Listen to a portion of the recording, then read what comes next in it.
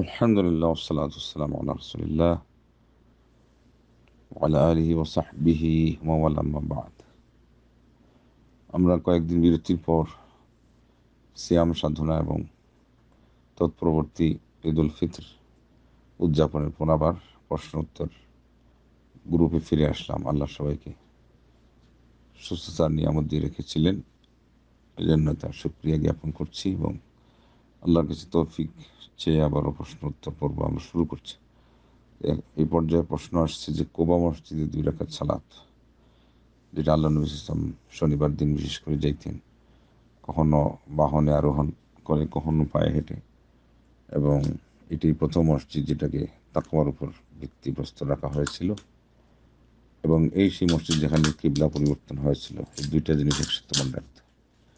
আলাদা বনি সালেমার মধ্যে যে মসজিদে সাইনবোর্ড দেওয়া আছে ওটা কিবলা পরিবর্তন মসজিদ নয়, বুখারী শরীফের হাদিস দ্বারা সাব্যস্ত ওইটাই কিবলা তাইন। তো যাই হোক, এখন প্রশ্ন যেটা আসছে, আমরা সালাত পড়তে গেলে যার নিষেধ আসছে যে 3 মসজিদ ছাড়া অন্য জায়গায় যাওয়া সম্পর্কে, ওটা হলো বাহন হাঁকানো, সাদ্দুর রেহাল আরবিতে যাকে বলা হয়, এটা হলো সফর। আমরা যখন পৌঁছে গেলাম তখন আর সফর থাকলো না। প্রথমে যদি ওখানে পৌঁছি তাও ওই 2 রাকাতের সওয়াবের জন্য পড়লে কোনো সমস্যা নেই। আর মসজিদ নববীতে সাধারণত আগে যাওয়া হয়, সেখান থেকে তো এটা সফর হচ্ছে না। তো এই জন্য এখানে আমরা যদি নাও বসতে চাই তাও এই মসজিদের জন্য এটা বিধিবদ্ধ। অন্য মসজিদের ক্ষেত্রে কিন্তু প্রশ্ন আসে যে আপনি বসছেন না তো কেন পড়বেন, ঠিকই আছে, কিন্তু এখানে এই প্রশ্ন আসে না, কারণ এখানে সালাতের ফজিলত আছে। সফরের অনুমতি নাই, তো আমরা সফর এর উত্তর পেয়ে গেলাম যে এখানে সফর আমরা ওই নিয়তে করবো না, করিও নেই। মদিনায় যেটা সফর করা হয়েছে আল্লাহ নবী সাল্লাল্লাহু আলাইহি ওয়াসাল্লামের মসজিদকে উদ্দেশ্য করে, আর ওই শহরে যখন পৌঁছে যাওয়া হয়েছে তখন আর সফরের প্রশ্ন এখানে অবশিষ্ট থাকে নাই।